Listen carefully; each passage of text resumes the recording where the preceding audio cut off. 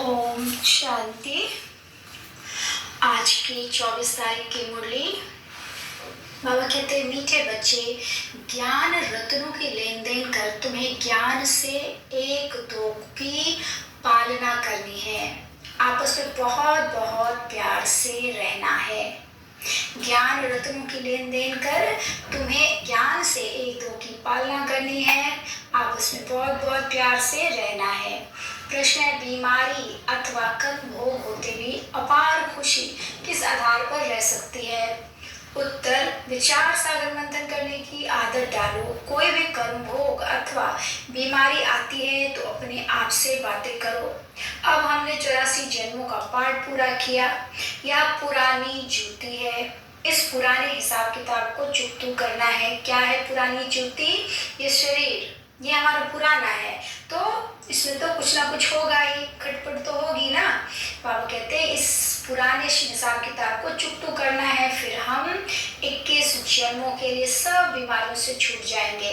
कोई बीमारी छूटती जाती है तो खुशी होती है ना। बाबा कह रहे हैं कोई बीमारी जब छूटती है तो क्या होती है?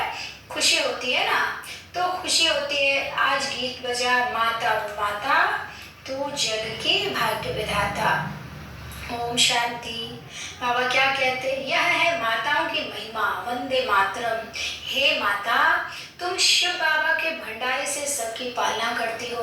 तुमको शिव बाबा के भंडारे से ज्ञान रत्नों का खजाना मिलता है अथवा ज्ञान अमृत के कलश से तुम्हारी पालना होती है। वास्तव में महिमा शिव बाबा की है। वह करण करावन हार है, माता है जगदम्बा। जरूर और भी माताएं होंगी जो यह माताओं की महिमा है। माता बहुत बहुत अच्छी पालना करती है। शिव बाबा के यज्ञ में जो रहने वाले हैं उन्हों की स्थूल में भी पालना होती है और अविनाशी ज्ञान रत्नों से तो सभी की पालना होती है। पालना करने वाली मेजॉरिटी माताएं हैं। बाबा आज माताओं को बहुत मान दे रहा है, क्योंकि पता है ना दुनिया माताओं का कर्जदार है, लेकिन उसको समझ में नहीं आता कि हम क्या कर रहे हैं। हमेशा अवहेलना प्रताड़ना ही करती आई, लेकिन बाबा कहता है जिन पर दुनिया की नजर नहीं जाती वो मेरे दिल तख्त पर बैठने वाले वीवीआईपी बच्चे हैं।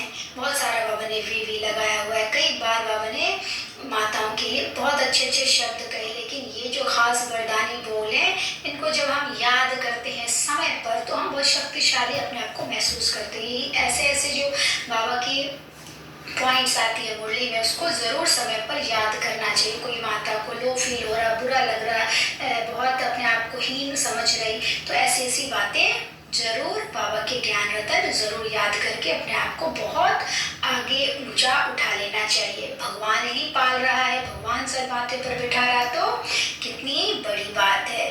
तो बाबा कहते हैं कि स्थूल में भी यज्ञ की सेवा के लिए जो स्थूल धन या कुछ भी चाहिए होता है तो माताएं घर से अपने जुगाड़ करके लाती हैं, क्योंकि जरूरी नहीं है सब भाई सहयोगी हो जाए, लेकिन जहाँ सहयोगी नहीं भी है तो वो कुछ ना कुछ अपना हिसाब किताब जमा करके कुछ भी करके वो जरूर मदद करते। तो इसलिए बाबा कहता है कि ये माताएं बहुत अच्छी हैं जो अच्छा पालना करते। तो शिव बाबा हैं, कराना तो उनको है, लेकिन बाबा आज माताओं की महिमा करते हैं। बहुत हैं जो भाई भी बहनों की पालना करते हैं। ऐसे नहीं सिर्फ बहन भाई की पालना करती है, दोनों ज्ञान रत्नों की लेन देन से एक दो की पालना करते हैं। भाई बहन, भाई की बहन, बहन की भाई, बच्चों को बहुत प्यार से रहना है। इस दुनिया में तो एक दो को विकार ही देते हैं, इसलिए जैसे एक दो के दुश्मन हुए। बाबा क्या कह रहे? संबंध स्त्री पुरुष का भाई बहन के रूप में बहुत पवित्र है, लेकिन दुनिया तो एक विकारी संबंध के अलावा और कुछ समझती ही नहीं, दृष्टि ही खराब है। तो इसे बाबा कहते हैं प्यार का संबंध, सच्चा प्रेम का संबंध, भाई बहन हो या कोई भी रिश्ता हो, उसमें सच्चा प्रेम जहाँ होगा तो वहाँ विकार नहीं हो सकता। वो संबंध बहुत सुखद, बहुत अच्छा होता है, बहुत खुशनुमा होता है या खुशियाँ फैलाने वाला, खुशबू फैलाने वाला होता है। बाबा कहते हैं इसलिए जैसे एक दो के दुश्मन हुए यहाँ अविनाशी ज्ञान रत्नों का खजाना देते हैं, वैसे तो जैसे पत्थर मारते हैं, क्योंकि है ही पत्थर बुद्धि दुनिया दुनिया में तो एक दूसरे को तो ज्ञान का खजाना क्या देंगे, पत्थर ही देते हैं। तो बाबा कहते क्यों देते हैं, क्योंकि पत्थर बुद्धि है, ऐसे नहीं कि पत्थर मारते हैं, यह तो समझाने की है।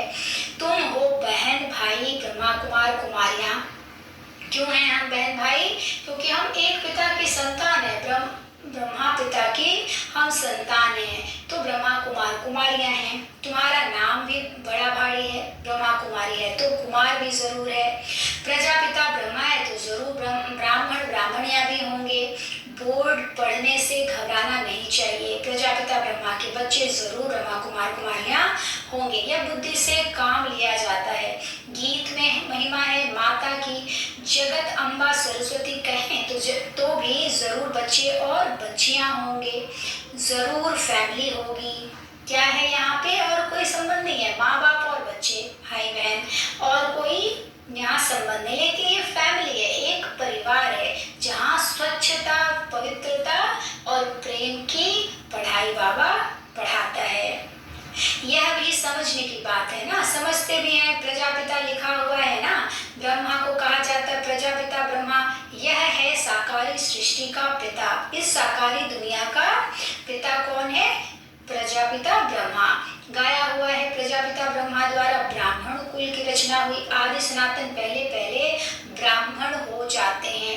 वास्तव में आदि सनातन देवी देवता धर्म कहना रॉन्ग है, वह तो है सतयुग का धर्म। यह आदि सनातन ब्राह्मणों का धर्म जो है वह प्रायः लोप हो गया है। ब्राह्मणों की खाली कुख वंशावली, ब्राह्मणों को कोई भी चीज में खिला दिया, बाकी उनकी स्थापना वो आए कैसे, वो वर्ण बना कैसे, इसकी कोई जानकारी नहीं है। तो बाबा कहते मैं जब आता हूँ तो तुम आत्माओं को शूद्र से ब्राह्मण बनाता हूँ ब्रह्मा मुख द्वारा। तो ये सनातन ब्राह्मण वर्ण हो गया या धर्म कहलाता है। सतयुग में जाएंगे तो आदि सनातन देवी देवता धर्म होगा, यहाँ ब्राह्मण धर्म है।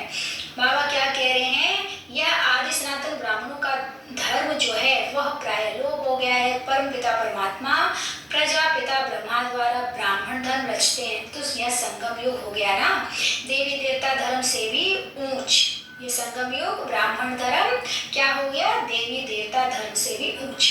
पहले यह ब्राह्मण धर्म है जिसको चोटी कहते हैं। ब्राह्मण को चोटी क्यों कहते हैं, सबसे शीर्ष स्थान पर ब्राह्मणों को रखा जाता है, इसलिए उसकी निशानी चोटी को दिखाते हैं।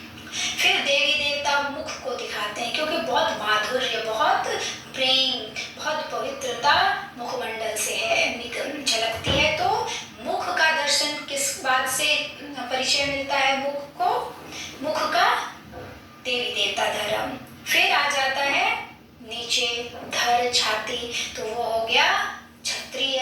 फिर आ गया पेट वैश्य, फिर नीचे पैर, तो वो हो गया शूद्र। तो ऐसे करके बॉडी में भी चारों पार्ट, ऐसे पांचों पार्ट दिखाया गया है। तो बाबा क्या कहते हैं कि आप कहाँ हो, सबसे श्रेष्ठ स्थान में, चोटी स्थान में ब्राह्मण। तो ब्राह्मण चोटी स्थान में क्यों गाए गए हैं, क्योंकि हम अभी नियम व्रत धारणाएं कर रहे हैं, क्योंकि धर्म की स्थापना करनी है, इसलिए हम धारणा कर रहे हैं। शुद्ध पवित्रता की धारणा, शुद्ध खान पान की धारणा, संकल्प के शुद्धिकरण की धारणा, ज्ञान लेकर दुनिया को देने की धारणा, बाबा से ज्ञान लेकर और दुनिया को हम देते हैं ताकि सबकी सदगति हो। तो ये सबसे श्रेष्ठ धारणा है और पालना भी है। बाबा क्या कहते हैं, इसको कहा जाएगा संगम युगी आदि सनातन ब्राह्मण धर्म। कितना अच्छा राज है समझने का। बाबा ने समझाया कि पहले जब कोई आते हैं तो उनको बाप का परिचय दो, यह है मुख्य। ब्राह्मणों को तो राजधानी है नहीं, लिखा जाता है सतयुगी डीटी वर्ल्ड सॉवरेंटी, तुम्हारा ईश्वरीय जन्म सिद्ध अधिकार है। देवी देवता धर्म तो बरोबर है, परंतु उनको यह राजधानी कब और कैसे मिलती है यह भी समझाना पड़ता है। इसलिए त्रिमूर्ति का चित्र सामने जरूर रखना है। त्रिमूर्ति ब्रह्मा विष्णु शंकर और उनको रचने वाले शिव बाबा ऊपर पॉइंट ऑफ लाइट। तो ऐसे समझाएंगे तो फिर दुनिया को समझ में आएगा। इसमें लिखा हुआ स्वर्ग की बादशाही तुम्हारा जन्म सिद्ध अधिकार है, किस द्वारा यह भी लिखना पड़े। यह बोर्ड बनाकर हर एक अपने घर में लगावे। जैसे गवर्नमेंट के ऑफिसर्स के बोर्ड होते हैं ना, कोई के पास बैज रहते हैं, सबकी अपनी अपनी निशानी रहती है, तुम्हारी भी निशानी रहनी चाहिए। हमें भी बाबा कहता है निशानी अपने पास रखना है। बाबा डायरेक्शन देते हैं, अमल में लाना तो बच्चों का काम है ना। विहंगम मार्ग की सर्विस करनी है, यह बहुत मुख्य चीज है। डॉक्टर, बैरिस्टर आदि सब के घर में बोर्ड लगा हुआ होता है ना, तुम्हारा भी बोर्ड लगा हुआ हो। आकर समझो कि शिव बाबा से ब्रह्मा द्वारा स्वर्ग की बादशाही कैसे मिलती है। बाबा डायरेक्शन देते हैं, जो मनुष्य देखकर वंडर खाएंगे। अंदर आएंगे समझने के लिए फ्लैट के बाहर भी बोर्ड लगा सकते हो। जिसका जो धंधा है वह बोर्ड लगाना चाहिए, एक दो से सीखना चाहिए। परंतु बच्चों पर माया का भार बहुत होता है। निश्चय नहीं कि हम बाबा के पास जाते हैं, 84 जन्मों का पाठ पूरा हुआ, फिर नई दुनिया स्वर्ग में आकर वर्षा लेंगे। ये निश्चय की बात है। जिसको जितना निश्चय होगा वो उतना बाबा की बातों पर अमल करेगा ही करेगा, तब प्राप्ति होगी, तब पता लगेगा कि हम कितना सही कर रहे हैं। यह याद नहीं रहता। बाबा कहते हैं कि भल कर्म करो, फिर भी जितना समय मिले तो बाबा को याद करो। तुम यह ढिंढोरा पीटते हो कि यह सबका अंतिम जन्म है, पुनर्जन्म मृत्यु लोक में फिर नहीं लेना है। तुम भी जानते हो कि मृत्यु लोक अभी खत्म होना है, पहले निर्वाण धाम जाना है यानी परम धाम जाना है। ऐसे ऐसे अपने साथ बातें करनी है। इसको विचार सागर मंथन करना कहा जाता है। बाप कहते हैं तुम कर्म योगी हो, तुमको कछुए जानवर जैसे की भी अकल नहीं है क्या? बाबा पूछ रहे। वो भी शरीर निर्वाह अर्थ घास आदि खाकर फिर कर्म इंद्रियों को समेट शांत में बैठ जाते हैं। तुम बच्चों को तो बाप की याद में रहना है, सुदर्शन चक्र फिराना है, अपने को मास्टर बीज रूप समझना है। बीज में झाड़ का सारा ज्ञान होता है। मैं कौन आत्मा हूँ? मास्टर बीज रूप। तो बाबा का ज्ञान, बाबा शिव बाबा बीज असली, और बाबा का ज्ञान हमें आ गया तो हम कौन हो गए? मास्टर बीज रूप। तो पूरा सृष्टि कल्प चक्र का हमको ज्ञान बाबा ने दे दिया है। आज बाबा क्या कहते हैं? मोस्ट बिलीवेड बाप इतनी बड़ी संपत्ति देने वाला है। बाप भी मेहनत करके बच्चों को लायक बनाते हैं ना। ऐसे बाप को तुम घड़ी घड़ी भूल जाते हो, और तो सभी को दुख देने वाले हैं, फिर भी उनको याद करते रहते हो, और मुझ बाप को तुम भूल जाते हो। रहो भले अपने घर में, परंतु याद बाबा को करो। इसमें मेहनत चाहिए। सिर्फ मेरा होकर रहो, निरंतर मुझे याद करो और नई दुनिया को याद करो। यह तो सारा कब्रिस्तान बनना है। बाबा क्या कह रहे हैं? कब्रिस्तान को याद करते रहते हैं। बाबा जो इतना देने वाला है उनको याद ही नहीं करते हो। बाबा क्या कहते हैं? जैसे बाबा करण करावनहार है, वैसे माया भी करण करावनहार है, दुखदाता है। वह करण करावनहार दुखदाता, और बाबा शिव बाबा करण करावनहार सुखदाता। माया बाप से बेमुख कराती है। अब बाप खुद कहते हैं कि हे आत्माएं, निरंतर मुझ बाप को याद करो। तुम हमारे बच्चे हो, तुमको वर्षा लेना है, सिर्फ मुझे याद करो तो विकर्म विनाश होंगे। बाबा की याद से ही विकर्म विनाश होंगे, और कोई उपाय नहीं है। बेहद के बाप की मत मिलती है ब्रह्मा द्वारा। गुरु ब्रह्मा कहते हैं ना, यह तो है भक्ति मार्ग की महिमा। गुरु ब्रह्मा मशहूर है, वह फिर कह देते ईश्वर सर्वव्यापी है। बाबा कहते कहाँ से कहाँ उतार कर सारा कुछ गड़बड़ कर देते हैं। अच्छा, मीठे मीठे सिकिलते बच्चों प्रति माता पिता बाप दादा का याद प्यार और गुड मॉर्निंग। रूहानी बाप की रूहानी बच्चों को नमस्ते। हम रूहानी बच्चों की रूहानी बाप दादा को नमस्ते। बाबा नमस्ते। शुक्रिया बाबा, शुक्रिया। धारणा के लिए मुख्य सार है पहला, अपने को मास्टर बीज रूप समझ कर्मेंद्रियों को समेत शांत में बैठने का अभ्यास करना। मैं कौन हूँ? मैं सूक्ष्म ज्योति बिंदु आत्मा हूँ, शांत स्वरूप आत्मा। बार बार अपने को आत्मा देखकर उसमें शांति में बैठना है। दूसरा, विचार सागर मंथन कर खुशी में रहना है, और खुशी खुशी से पुराना कर्म भोग चुकतू करना है। अपने आप से बातें करनी है कि हमने 84 का चक्र पूरा किया, अब जाते हैं बाबा के पास।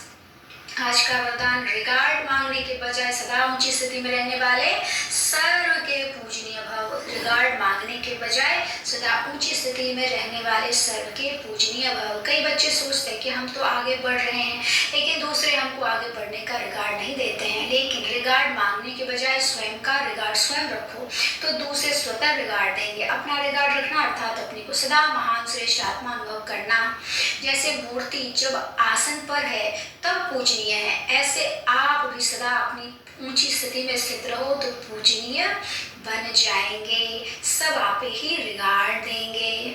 स्लोगन, माया का तिरस्कार करने वाले सर्व के सत्कारी बनते हैं। माया यानी हमारी कमी कमजोरी। अपनी कमी कमजोरी को जितना हम छोड़ते जाएंगे उतना हम सबसे सत्कार पाएंगे।